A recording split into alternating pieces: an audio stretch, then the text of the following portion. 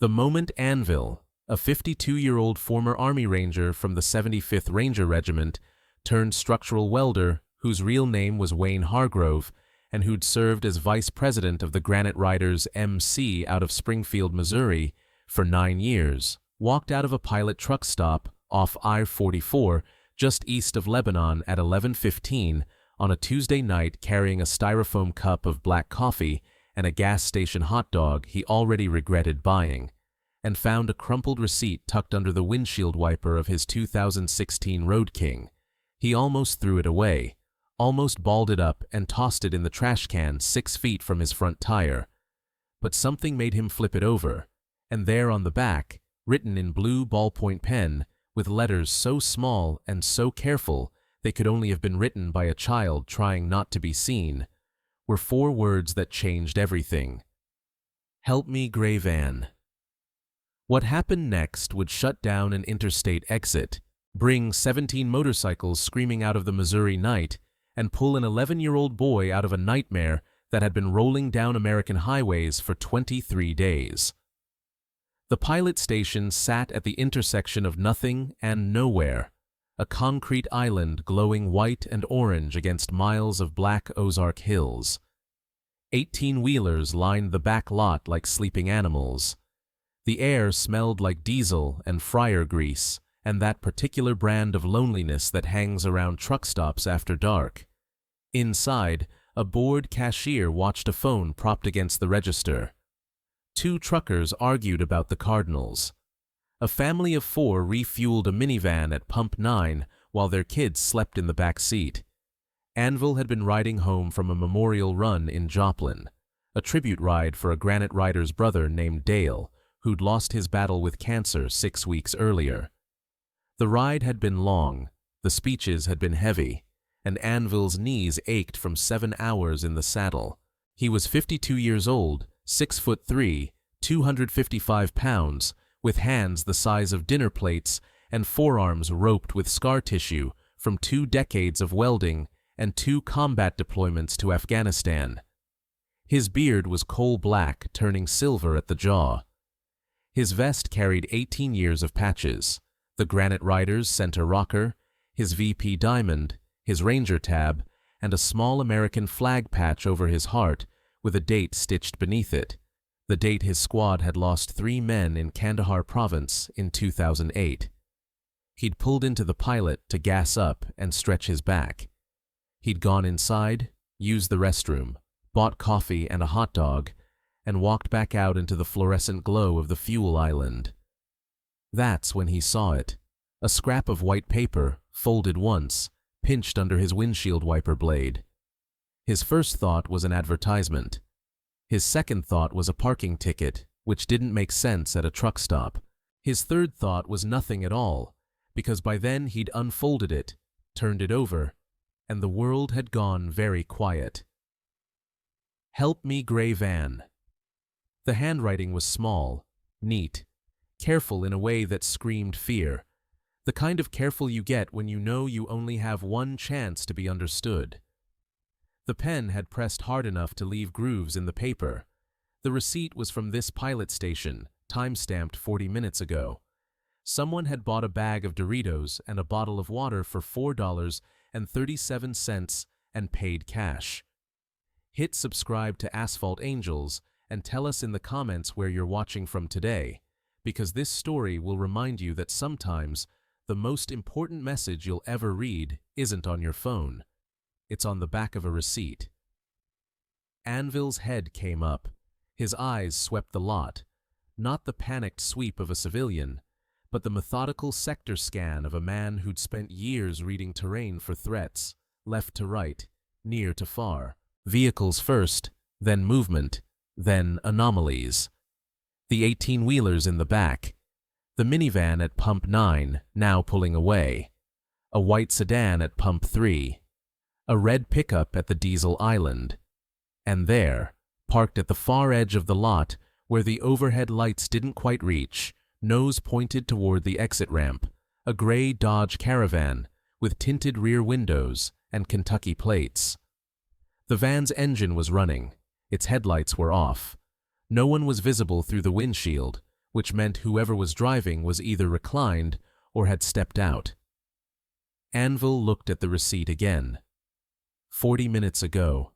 Someone, a child, he was certain now, had been inside this truck stop 40 minutes ago, had bought chips and water, and in the seconds between the register and the door, had written a message on the back of the receipt and looked for someone to give it to. They hadn't found a person to hand it to. They'd found a motorcycle, and they'd tucked the message under the wiper blade of the biggest, meanest-looking bike in the lot and prayed. Anvil pulled out his phone. He called 911. His first instinct was to do it the way he'd been trained, just the facts, no wasted words. But his hands were shaking enough that he had to look down at the phone twice. Laclede County 911, what's your emergency? Yeah, hi, my name is Wayne Hargrove. I'm at the pilot off I-44, exit. It's exit 130, the east side, Lebanon. I just found something. A note. I think a kid wrote it. On the back of a receipt. It says, "Help me, gray van." There was a pause. Sir, I need you to slow down. Can you tell me what you're looking at right now? There's a gray Dodge Caravan parked at the far edge of the lot. Kentucky plates, engines running, headlights are off. The receipt is from here, from this pilot, 40 minutes ago. A kid bought Doritos and water. That's all I know for sure. Do you have the receipt with you? Yeah, I'm holding it. The handwriting is small, real careful, like a kid trying to make sure someone would understand. It's from 10:37 tonight. Can you repeat the message on the receipt? Help me, gray van. That's it. 4 words. And the van, you said gray Dodge Caravan with Kentucky plates. Engine running? Yeah, that's right. East edge of the lot. Nobody visible in the windshield, which means either the driver's reclined or they're… I don't know. Sir, stay on the line. Units are en route. Don't approach the vehicle. Okay, I'm here. I won't. He ended the call and opened the Granite Riders group text. He typed 5 words. Code black. Pilot. Exit 130. He dropped his GPS pin. Then he added one more line. Gray van. Kid inside. The first reply came in 6 seconds. It was from Grit, the chapter's sergeant-at-arms, a former Missouri State Highway Patrol trooper who owned a tire shop on North Glenstone. 12 minutes, bringing Mesa and Knox. Then Timber, then Hatchet, then names that hadn't appeared in the group chat since Dale's funeral. Every single one of them woke up, read the message, and started pulling on boots. 8 out. Rolling now. Coming from Marshfield, 20 minutes. On my way, brother. Nobody leaves. If this story has touched your heart, take a moment to share it and subscribe to Asphalt Angels, because one man in a truck stop parking lot just read 4 words that were about to bring an army. The problem was the van. Its engine was running. Its nose was pointed at the exit. Whoever was behind that wheel could be gone in 15 seconds, onto the I-44 on-ramp and swallowed by the Missouri night before a single county unit arrived. Lebanon PD was 10 minutes out. Highway Patrol was farther. Anvil needed to keep that van in the lot. But for just a moment, standing there with the receipt in his hand, he let himself doubt it. What if it was a prank? What if some kid had written it as a dare, or a joke? He looked at the receipt again, at those careful letters pressed hard enough to leave grooves in the paper. Number. His gut had read terrain in Kandahar province for more than 2 decades. It knew the difference between nothing and something. But there was that one cold second where he could have convinced himself to throw it away, get on his bike, and ride home. 1 second where it could have gone a different direction. He finished his coffee, set the cup on the concrete. Then he walked, not toward the van, never toward the van, to his Road King, swung a leg over, and fired the engine. The Harley's modified Stage 4 cam rumbled to life like a bear waking up angry.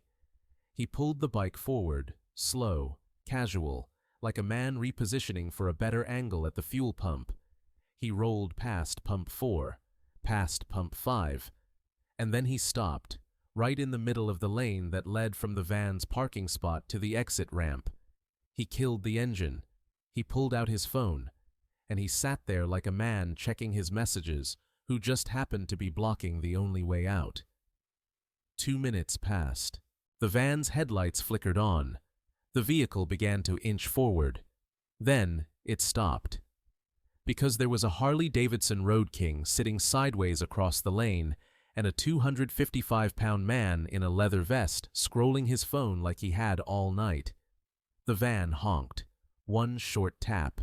Anvil didn't look up. The van honked again. Longer this time. Anvil raised one hand without looking, the universal "give me a minute" gesture, and went back to his phone.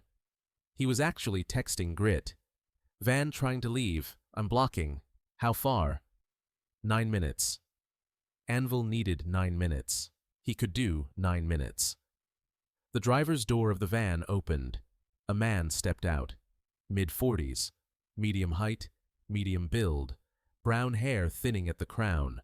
Cargo shorts. A gray Henley shirt. New Balance sneakers. The kind of man who looked like he coached Little League and mowed his lawn on Saturday mornings. He walked toward Anvil with his hands in his pockets and a smile that didn't touch his eyes.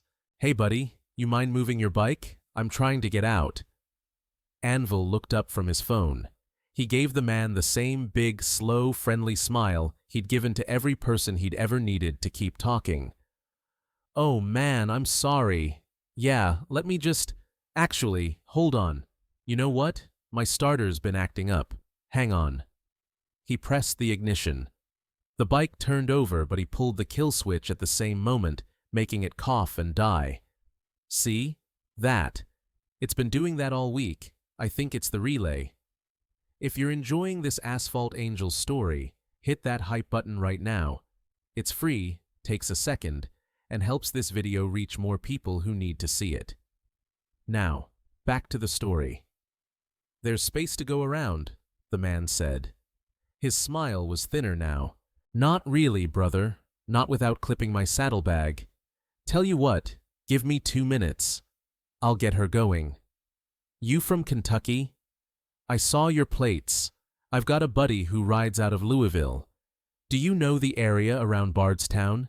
He swears by this barbecue place off the Bluegrass Parkway." The man didn't want to talk about barbecue. His jaw was tight. His eyes kept flicking to the van's mirrors, checking something, or someone, in the back seat. "Look, I really need to go. My son's asleep in the car, and I want to get home." "I hear you, man. Kids in the car, that's the worst. What is he, 8? 9? My daughter used to fall asleep the second we hit the highway. What's his name?" The man hesitated. Just a fraction of a second. The kind of pause that wouldn't mean anything to a civilian, but that lit up every sensor in the brain of a man who'd conducted tactical questioning in Kandahar. "Tyler." Then the man's face shifted, not toward friendliness, but toward something like resolve. He took a step backward, one step toward the van. Anvil felt the stall slipping. He was losing him. "Wait, hang on, I dropped my phone earlier. I'm a disaster today." Anvil lurched sideways off his bike, moving faster than he'd moved all night, and his boot caught the kickstand at an awkward angle. He stumbled. Actually stumbled, like an overweight middle-aged man with bad balance, and his phone went flying out of his hand and hit the pavement 6 feet away with a crack that made him wince. Jesus Christ! See? I can't do anything right. That's what I get for buying cheap armor. He walked over to the phone, picked it up, came back. His movements were clumsy now. Human. The careful tactical operator had been replaced by a guy who was just frustrated and trying to fix his day. "Tyler. That's a good name. Strong name. My buddy Dale, he just passed actually. We wrote a memorial for him today. His kid's name was Tyler. Small world. 4 minutes. 5 minutes. 6. Anvil could see the man calculating.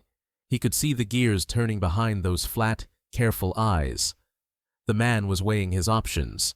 Wait for the biker to move, try to squeeze past, or get back in the van and find another exit through the truck lot. Every option kept him in the lot a little longer. Then the sound came. It always starts the same way. A low vibration in the ground, a frequency you feel in your molars before your ears pick it up. Then the growl. Then the roar. Headlights appeared on the access road. 2. Then 4. Then 6. Then too many to count.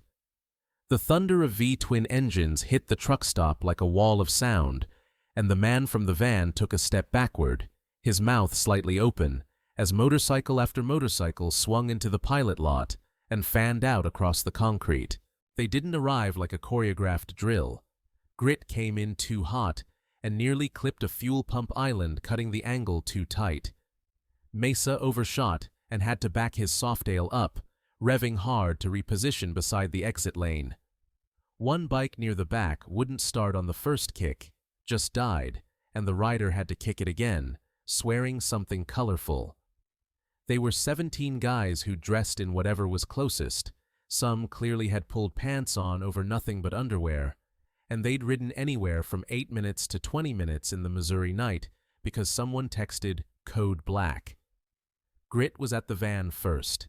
6'1", 235 pounds, silver crew cut, jaw like a cinder block. He parked behind it hard, almost as an afterthought. Then Mesa repositioned. Then Knox, Hatchet, Timber, and 11 more. Brothers from Springfield, Marshfield, Ozark, Nixa, Republic, and one who'd ridden all the way from Branson on pure adrenaline. 17 bikes in total. They filled every gap, every lane, every path between the van and the open road, but not because anyone had organized it. They just knew what needed to happen. Nobody said a word. They dismounted. They walked into the pilot. They ordered coffee. They leaned against walls. They sat on curbs. And every single one of them had eyes on the gray Dodge Caravan. The man from the van stood alone in the middle of the lot. His hands weren't in his pockets anymore. They were at his sides, fingers twitching. His eyes moved from vest to vest, counting patches, counting men, counting the exits that no longer existed. Anvil stood up from his bike. Everything shifted in that moment. The casual slouch was gone. The friendly smile was gone. His voice dropped to the register he'd used in Army briefing rooms, calm, controlled, and carrying absolute authority. I read the receipt. The man's face changed. The mask cracked. For just a moment, something cold and reptilian flickered behind his eyes before the suburban smile tried to reassemble itself. I don't know what you're talking about. Gray van. The kid wrote it himself. You want to tell me his real name, or do you want to wait for the people who are about to ask you with handcuffs? That's my son. His name is Tyler. We're driving home from... He's not your son, and his name isn't Tyler. Anvil took one step forward, just one. But it closed the distance enough that the man had to look up at him, and what he saw in Anvil's face, the absolute stillness of it, the certainty, made him take 2 steps back. Grit was already beside the van. He didn't touch it. He stood 3 feet from the sliding door and looked through the tinted glass. Inside, sitting on the middle bench seat, with his knees pulled to his chest, was a boy. 11 years old. Thin, brown hair that hadn't been washed in days, cut short and uneven, like someone had done it with kitchen scissors. He wore a red t-shirt, 2 sizes too large, and jeans with the hems dragging. No shoes. His eyes were open, staring at the door, and his right hand, the hand that had held the pen, was still blue with ink. Grit looked at Anvil and nodded once. Sirens. They came from two directions, the wail of Lebanon PD from the west, and the deeper bark of a highway patrol unit from the eastbound ramp.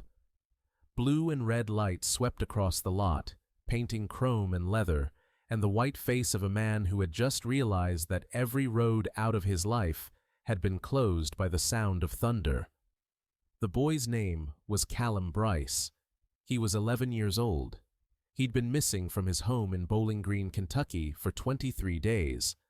The man's real name was Dennis Lyle Fenton, 44. No criminal record under that name, because it wasn't his real name either. The FBI would later determine he'd been using 3 aliases across 4 states. He was a mover, not the kind who carried furniture, but the kind who carried children from point A to point B for people who paid in cryptocurrency and communicated through encrypted apps that deleted messages after 30 seconds. Callum was the 3rd child he'd transported in 7 months. He was pulled from the lot in handcuffs at 11:48 p.m. He didn't resist. He didn't speak. He stared straight ahead while 2 highway patrol officers loaded him into the back of a cruiser, and 17 granite riders stood in a crescent behind the van, arms crossed, silent, a wall of leather and iron that had materialized out of the Missouri darkness because an 11-year-old boy had found a pen and a receipt and 5 seconds of courage. If Asphalt Angels has become part of your week, consider joining the channel membership. Just a couple bucks a month keeps these stories coming. Links below, and hit that hype button if you haven't already. Now, back to the story. Callum's mother was named Rebecca Bryce. She was a night shift ER nurse at TriStar Greenview Medical Center in Bowling Green. She'd worked the night Callum disappeared. She'd come home at 7:15 a.m. to find the back door of their duplex open, Callum's bed empty, and his shoes still sitting on the mat by the door. He'd been taken in the middle of the night, barefoot, in his pajamas. The first 72 hours had produced nothing. No witnesses, no footage, no digital trail. The Bowling Green PD and FBI had issued an Amber Alert that had gone nowhere. Rebecca had appeared on local news, then regional news. She'd handed out flyers until her hands bled from paper cuts. She'd stopped sleeping. She'd stopped eating. She'd kept showing up for her ER shifts because sitting at home in a quiet duplex with an empty bedroom was a kind of pain she could not survive. 23 days. That's how long Callum had been gone when he found a ballpoint pen wedged between the van's middle seat and the wall panel. He'd hidden it. He'd waited. And when the man told him to go inside the truck stop, buy chips, and come straight back, a routine they'd done a dozen times, the man always watching from the van, the child always returning within 3 minutes because he'd been told what would happen if he didn't. Callum had asked the cashier for a receipt. Just a receipt. The one thing he could carry out the door without suspicion. He'd written the message in the bathroom. 4 words. Small letters. Fast. Then he'd walked back through the lot, scanning for someone, anyone, who looked like they might help. He'd seen the motorcycles. He'd seen the vests. He'd seen the patches. And he'd made a choice. The same choice children have been making in these stories for as long as Asphalt Angels has been telling them. He chose the biker. He tucked the receipt under the windshield wiper of the biggest bike he could find and walked back to the van with his Doritos and his water and his heart slamming against his ribs so hard he was sure the man could hear it. The man didn't hear it. He was checking his phone. He didn't see Callum's hands shaking. He didn't notice the blue ink on his fingers. He didn't notice anything at all. To him, Callum wasn't even someone. He was just something being transported. Cargo. But Wayne Hargrove noticed. He noticed 4 words on the back of a receipt. And that was enough. Rebecca Bryce received the call at 12:07 a.m. She was in the middle of a shift. She was starting an IV on a patient in Bay 4 when her phone buzzed and she saw a number she didn't recognize with a Missouri area code. She answered it with one hand while holding gauze with the other. "Ms. Bryce, this is Special Agent Dana Whitfield with the FBI Springfield Field Office. We've recovered your son. He's safe. He's in Lebanon, Missouri." Rebecca dropped the gauze. She dropped the phone.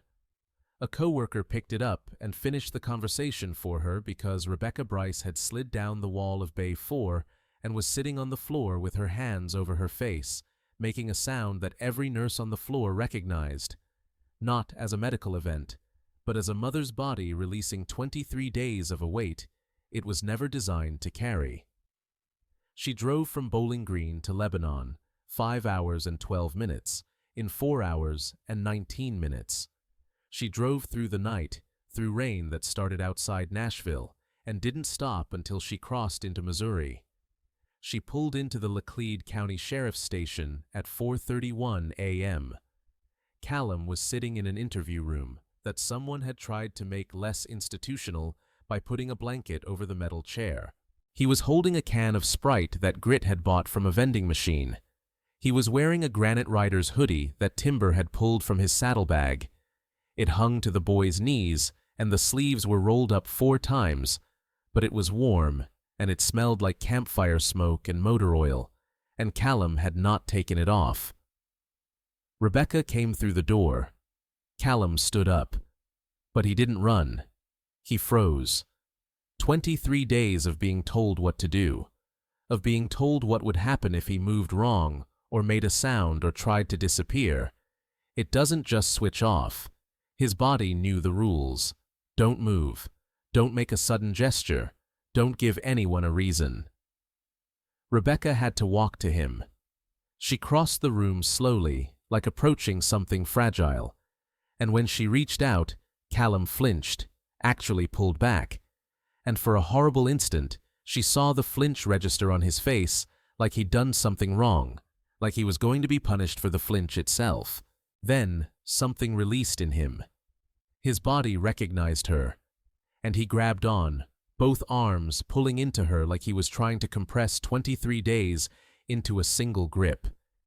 His fingers opened and the Sprite can dropped to the floor, rolling under the chair.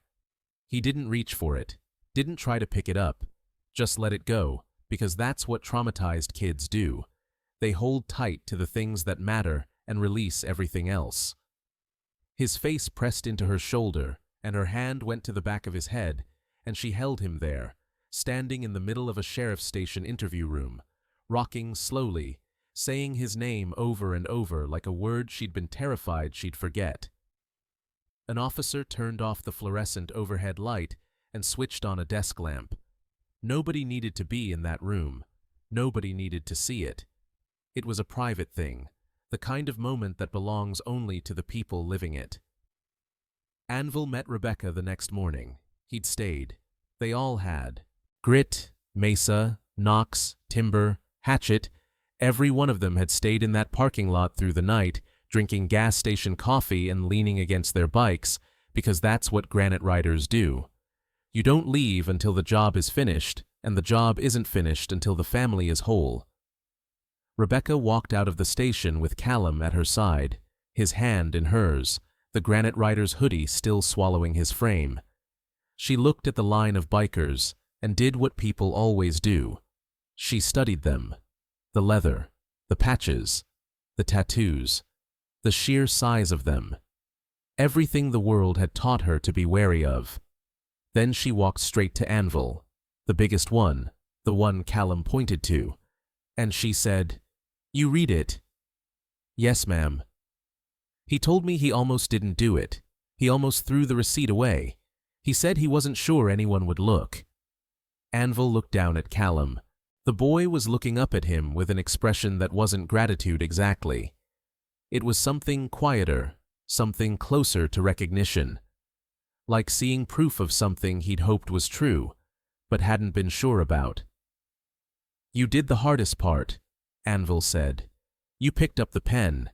Everything after that was easy." Rebecca pulled him into a hug. Anvil, 255 pounds of Ranger-trained structural welder who'd carried wounded men through enemy fire in the Korangal Valley, closed his eyes and let himself be held by a woman half his size who was stronger than anyone he'd ever met.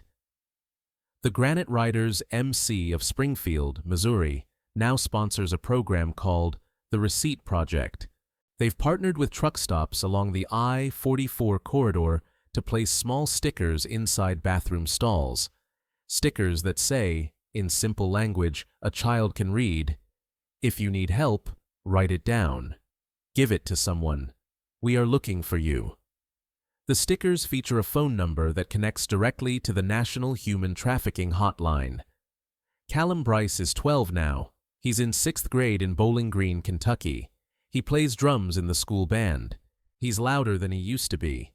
His mother says that with a laugh and a crack in her voice, because loud is the opposite of what he was for 23 days. He still has the Granite Riders hoodie. He's almost big enough to wear it properly now. Anvil keeps the receipt in a plastic sleeve inside his vest, next to the photo of his squad from Afghanistan. The ink has faded some. The creases have softened, but the words are still there.